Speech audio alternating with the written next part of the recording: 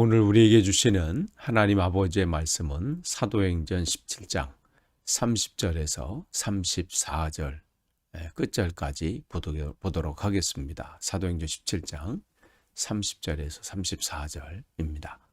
알지 못하던 시대에는 하나님이 간과하셨거니와 이제는 어디서든지 하나님 사람에게 다 명하사 회개하라 하셨으니 이는 정하신 사람으로 하여금 천하를 공의로 심판한 나라를 작정하시고 이에 그를 죽은 자 가운데서 다시 살리신 것으로 모든 사람에게 믿을 만한 증거를 주셨음이니라 하니라. 그들이 죽은 자의 부활을 듣고 어떤 사람은 조롱도 하고 어떤 사람은 이 일에 대하여 내 말을 다시 듣겠다 하니 이에 바울이 그들 가운데서 떠나매 몇 사람이 그를 가까이하여 믿으니 그 중에는 아레오바고 관리 디오누시오와 다마리에라 하는 여자와 또 다른 사람들도 있었더라. 아멘. 다시 한번 오늘 새벽 기도에 참석하신 여러분들을 주님의 이름으로 환영하고 축복합니다.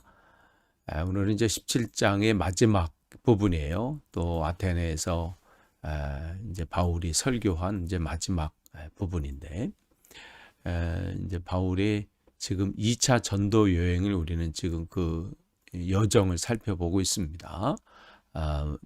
드로아에서 하나님께서 마게도니아로 발걸음 옮기게 하시고 마케도니아 에서 첫 번째 방문한 곳이 빌립보죠. 빌립보에서 복음을 전하고 또 데살로니가에서 베레아에서 여전히 하나님의 은혜도 있었고 역사가 나타났지만 공격들이 사람들의 공격들 핍박들이 있어서 지금 아테네까지 온 거예요. 그 아테네에서 복음을 증거하면서 그들에게 이제 마지막으로 이제 결단을 촉구하는 이제 설교의 마무리를 하면서 결단을 촉구하는 것입니다. 그래서 30절을 한번 보세요. 30절 말씀 보시면 알지 못하던 시대에는 이렇게 이제 시작하면서 당신들이 복음에 대해서 들어보지도 못하고 또 알지 못했던 때는 하나님께서 그에 대해서 책망하지 않으셨다는 거죠. 그러나 이제는 복음이 전파됐고 설교가 되어졌기 때문에 들었다면 어떻게 되냐면 거기에 대한 반응이 있어야 되고 그에 따른 결단이 있어야 된다고 지금 얘기하는 거죠. 그러면서 바울이 몇 가지 이 설교 가운데 결단을 촉구해요. 첫 번째가 뭐냐면 30절에 회개하라 이렇게 결단을 촉구합니다. 그러니까 설교를 들은 청중들에게 회개를 촉구하는 거죠. 그러니까 설교를 들었다면 당신들은 이제는 핑계할 수 없다는 거예요.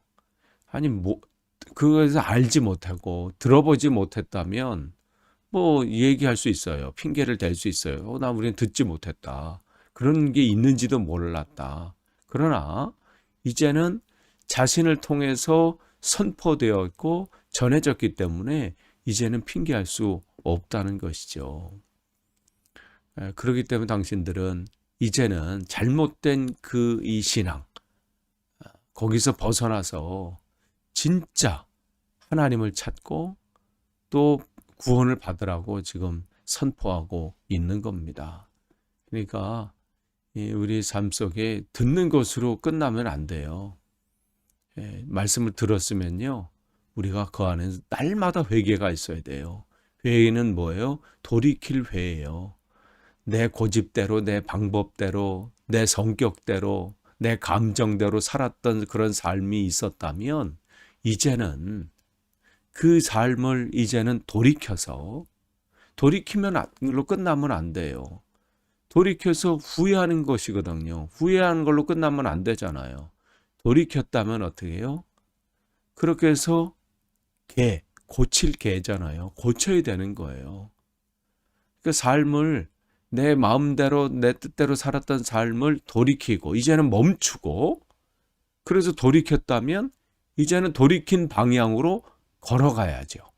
그쪽으로 우리는 달려가야 됩니다. 그게 우리가 제대로 된 삶이거든요. 그러니까 내가 말씀을 들었을 때 내가 말씀을 묵상할 때 주시는 깨달음이 있거나 또 그런 감동이 있거나 그렇다면 주시는 말씀이 있다면 이제는 그 말씀대로 살아가는 것이죠. 바로 이 바울이 지금 지금 이 아테네 백성들에게 이 사람들에게 그 말씀을 촉구하고 있는 겁니다. 그러면서 31절에 이는 왜 하나님께서 이렇게 돌이키게 하시고 또 말씀을 주시고 자기를 드러내시냐 하면 어제 이제 우리가 말씀을 나눴잖아요. 하나님은 드러내시는 하나님이다. 그렇다면 왜 그러냐면 그 말씀을 통해서 핑계하지 못하게 하고 또 여기 보면 이제 두 번째로 이제 바울이 얘기하는 게 있어요. 하나님이 정하신 때가 있다는 거죠. 하나님이 정하신 그 심판의 날이 있기 때문에 회개하라는 거예요. 이 세상이 이 삶이 끝이라면 뭐 문제가 없죠. 이 세상에서 태어나서 그냥 끝나는 것으로 인생이 끝난다면 뭐 걱정할 게 없어요. 그러나 바울은 뭐라고 했냐면 하나님이 정하신 때가 있다. 즉 심판의 날이 있다는 거예요. 이게 있기 때문에 회개해야 된다는 거예요. 돌이켜야 된다는 겁니다. 돌이키지 않으면 어떻게 돼요? 하나님의 심판이 임한다는 겁니다. 바울은 두 번째로 이 얘기를 하는 거예요. 예수님께서도 이 땅에 오셔서 이제 공생애를 이제 공식적으로 시작하시면서 이 첫 설교가 뭐예요? 회개하라, 천국이 가까이 왔다. 회개하라, 천국이 가까웠다는 것은 뭐예요? 이제는 나로 더불어 시작되었다는 거예요. 그렇기 때문에 이제 더 이상 머뭇거릴 수가 없는 거예요. 지금 이걸 붙잡지 않으면 심판이 임한다는 것이죠. 그러니까 바울은 지금 바로 그 얘기를 하고 있는 거예요. 근데 참 인간이 참 어리석어요. 저도 마찬가지지만 천년 만년 살 것처럼 우리는 살아가거든요. 정해진 때가 있다는 것을 망각하면서 참 살 때가 많아요. 주님께서 이런 야고보서를 통해서 이런 말씀을 하셨죠. 어떤 사람이 거기 보면 야고보서 4장 13절에서 14절 말씀에 이런 말씀이 있습니다. 들으라, 너희 중에 말하기를 오늘이나 내일이나 우리가 어떤 도시에 가서 거기서 1년을 머물며 장사하고 그리고 나는 이익을 보리라 하는 사람들아, 이렇게 말씀하시면서 내일 일을 너희가 알지 못한다. 너희가 뭐냐 이렇게 말씀해요. 너희 생명이 뭐냐? 너희는 잠깐 보이다가 마는 안개니라. 이 말씀을 하시거든요. 참 나름대로 계획이 있어요. 우리가 오늘이나 내일이나 자기가 이제 정해진 때에 갈 수 있다고 생각하는 거죠. 오늘 내가 갈까? 아니면 내일 뭐 갈 수도 있고. 그 날을 자기가 정할 수 있다고 생각하고 그 다음에 내가 1년이나 2년 정도 머물면서 내가 거기에 1년 정도 머물면서 내가 장사해서 이익을 보리라. 얼마나 거창한 계획을 가지고 있나요? 근데 뭐라고 말씀하세요? 너희 생명이 뭐냐? 너희 생명은 잠깐 보이다가 없어지는 사라지는 안개다. 근데 안개는요, 한번 있다 사라지면 끝이잖아요. 그러나 우리의 삶은 어떻게? 죽는 것은 죽지만 죽은 것으로 끝나나요? 거기는 심판이 있어요. 그래서 히브리서 9장 27절에 한 번 죽는 것은 정한 이치다는 거예요. 정하신 거예요. 그러나 그 이후에는 뭐가 있다고 말씀하세요? 심판이 있다. 바울은 그걸 전하고 있는 거예요. 회개하지 않는 것 한다면 그걸로 안 하면 하면 하고 안 하는 사람은 안 하고 그러면 얼마나 좋아요. 그걸로 뭐 해도 되고 안 해도 되면 좋겠는데 성경을 통해서 하나님 우리에게 분명히 말씀하십니다. 하나님이 정해진 때가 있다. 심판이 있다. 그 진노, 멸망의 진노를 피하기 위해서는 돌이켜야 되고 구원을 받아야 된다는 것이죠. 지금 바울은 그 설교를 마지막을 하면서 지금 이 사람들이 그 결단을 촉구하고 있는 거예요. 머뭇거릴 시간이 없다는 거예요. 그러면서 31절에 더 계속해서 뭐라고 말해요? 죽은 자 가운데서 다시 살리신 것으로 부활을 얘기하고 있어요. 그러니까 예수님께서 그 이 십자가에 죽으시고 다시 부활하신 그 이 사건을 다시 상기시키면서 인생이라고 하는 것은 끝나는 것이 아니라는 거예요. 죽음으로 끝나는 게 아니라 우리의 삶은 새로운 삶이 있다는 것이죠. 예수님께서 십자가에 죽으시고 부활하심으로 우리를 향한 그 구원을 완성하신 것처럼 바로 우리의 삶도 죽음으로 끝이 아니라는 거예요. 새로운 삶, 천국이 있다는 것을 말씀하시는 거죠. 지금 바울을 통해서 하나님은 바울의 입을 통해서 모든 인생이 죽음이 끝이 아니라 심판이 있고 또 돌이켜서 구원을 받은 자에게는 새로운 삶이 있다는 것, 천국의 삶이 있음을 우리에게 말씀해 주십니다. 그렇기 때문에 우리 하루하루의 삶은 그래서 행복한 거예요. 겉모습은 날마다 후패져 가요. 노쇠져 가고 연약하고 몸이 어제보다 오늘이 또 조금 다르고 그러잖아요. 그러나 우리의 속 사람은 날마다 새로워지는 것은 뭐 때문에 그래요? 소망이 있기 때문에 그래요. 천국의 소망이 있기 때문에. 우리는 그 은혜로 사는 거거든요. 바울은 그 은혜를 나누기를 원하는 거예요. 그러면서 이제 32절 바울의 그 설교를 했어요. 근데 그 말씀 복음 선포에 반응이 이렇게 나타나죠. 어떤 사람들은 그 설교를 듣고 뭐라고 해요? 조롱하는 사람이 있어요. 믿어지지 않는다는 거죠. 말도 안 되는 얘기하고 있다는 거죠. 이 상황을 보면서 그들의 얼굴 보면 참 이 상상을 하니까요. 뭐 그런 사람도 있겠지요. 또한 근데 어떤 사람은 어떻게 해요? 이 일에 대하여 내 말을 다시 듣겠다. 찔림이 있는 거예요. 그러면서 곰곰이 생각하면서 다시 듣기를 원하는 거죠. 하나님 말씀에 이런 반응들이 있어요. 여러분은 하나님 말씀에 여러분 어떠한 반응을 하십니까?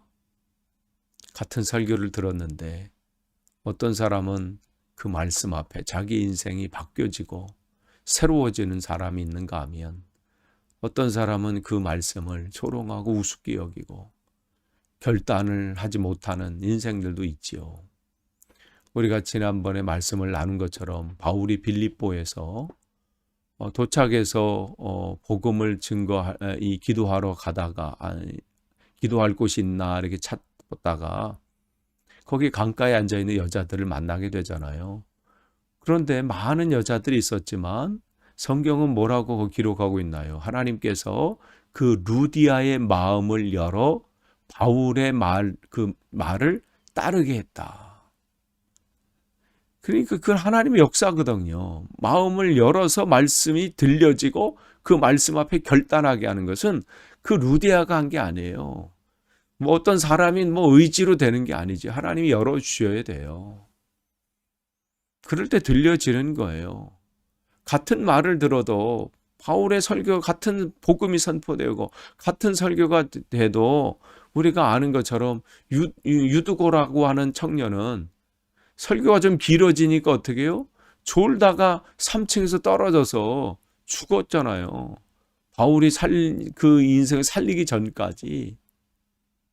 그러니까 같은 복음이 선포돼도 어떤 사람이 그 말씀이 그 안에 살아있고 운동력이 있어서 그 인생을 바꾸는 되는가 하면 어떤 사람은 그 말이 들어가지 못하도록 막는다는 거죠. 똑같은 사람의 설교인데 반응이 이렇게 달라요. 여러분 그런 적 없으신가요? 어느 날은 그냥 찬양을 들으실 때 예전에는 그냥 뭐 저런 찬양이 있구나. 아니 뭐 곡조가 좋은 찬양이네. 뭐 이 정도로 끝났다면 어느 날은 그 찬양을 듣는데 그 가사가 들려지기 시작하고 그 가사 속에 의미가 전달돼서 내 마음에 두드림이 있고 눈물이 있고 감동이 있어서 하루 종일 그 찬양을 흥얼거리면서 부르셨던 적은 없으신가요? 어느 날은 그 찬양이 그렇게 온 이유가 뭘까요? 하나님이 하시는 거예요. 성령께서 여러분의 마음을 두드리시고 위로하시고 결단을 촉구하시고 그걸 통해서 여러분을 회복시키기를 원하시는 하나님의 다양한 방법으로 여러분에게 찾아오시는 것이죠. 여러분 사모하세요. 하나님, 내가 들려지길 원합니다. 깨닫길 원합니다. 그 말씀을 붙잡길 원합니다. 그럴 때 역사가 나타나는 거예요. 오늘 같은 바울의 설교를 듣고도 이런 반응들이 나타나요. 조롱하는 사람이 있는가 하면 그 말씀을 다시 듣기를 원합니다. 사모하는 자가 있는 거죠. 설교도 마찬가지예요. 귀로 듣는 것, 목소리만 듣는 게 중요한 게 아니라 그 소리가 내 마음 밭에 떨어져서 30배, 60배, 100배의 결실을 맺는 것은 다른 얘기예요. 다른 얘기예요. 그러니까 여러분 날마다 하나님 내 귀를 열어주시고 마음을 열어주셔서 주의 말씀이 들려지게 하옵소서. 그래야 변화가 돼요. 소리로서는 안 돼요. 그 마음에 열려져서 그 말씀 마음밭에 떨어질 때 결실을 맺게 되는 겁니다. 그러니까 베드로의 설교를 들었을 때 사람들이 반응하잖아요. 형제여, 우리가 어찌해야 됩니까? 반응이 나타나는 거예요. 그러면서 그럴 때 이제 33절에 이에 이제 설교 이제 끝났어요. 바울이 그들 가운데서 이제 떠나매. 몇 사람들이 이제 34절에 그를 가까이에 믿으니 이제 결단하고 이제 따르기를 원하고 이제 사명자로 하나님 앞에 헌신하기를 원하는 사람이 생긴 거죠. 그 중에 이제 아레보 관리들과 이제 몇 사람들의 이름이 이제 등장합니다. 숫자는 그렇게 많지 않았던 것 같아요. 여전히 돌이키지 못하는 사람들이 대부분이었다는 거죠. 그러나 돌이킨 사람들에게는 하나님의 놀라운 은혜가 임하는 거예요. 이 시대에 이 하나님의 역사들은 무슨 수많은 무리 군중들을 통해서 일어나는 게 아니라 헌신된 한 사람을 통해서 일어납니다. 여러분 가운데 우리 교회는 또 왜 이렇게 숫자나 뭐 여러 가지로 이렇게 부족하지, 연약하지? 그래서 하나님의 일을 하는데 여러분이 혹시 좀 어려움이 있다고 생각하십니까? 아니에요. 여러분 한 사람만이라도 하나님 앞에 온전히 붙들림 당하고 하나님 앞에 사로잡히면요, 하나님이 이 시대를 변화시키는 거예요. 여러분의 가정을 변화시키시고요, 여러분이 거하는 걸음걸음 걷는 그 지역을 변화시킬 수 있는 분이 하나님이시잖아요. 바울이 지금 그 일들을 하고 있는 거예요. 오늘은 우리가 하는 겁니다. 아무쪼록 오늘도 이제 6월의 마지막 날이에요. 오늘도 그 걸음걸음 속에서 여러분을 통해서 하나님의 놀라운 그 크기의 일들이 나타나고 그 열매를 통해서 하나님의 은혜가 여러분에게 넘치시는 복된 하루 되시기를 간절히 축원합니다.